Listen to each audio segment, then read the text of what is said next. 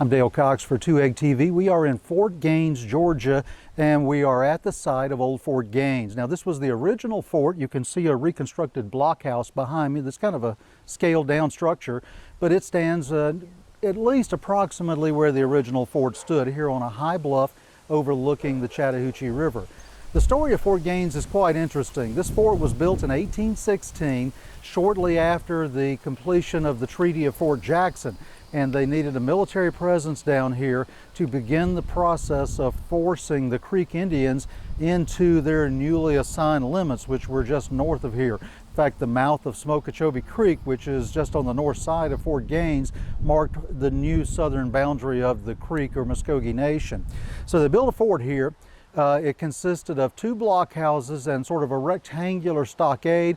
There was a blockhouse on 2 alternating corners, and then a stockade or a log wall that ran around to connect them.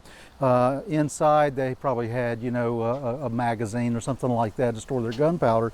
It was designed to house a company or 2 and to be easily defended, which it was. It never came under direct attack. Now, the Seminole Indians and the Creek Indians did carry out a couple of raids near the fort.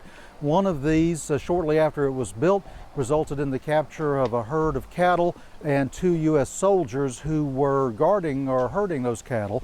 The soldiers were eventually returned to the United States after going through quite a harrowing experience down in the borderlands of Spanish Florida. The fort was occupied until 1821, during which time it briefly served as the command post for operations on the southern frontier of Georgia. Then they built Fort Scott below here on what is now Lake Seminole, and the frontier shifted south. By the time the fort was abandoned in 1821, this was still the southern border of the Creek Nation, but things had calmed down quite a bit, and there was no longer really a need for a permanent military force here. So the fort was evacuated in 1821.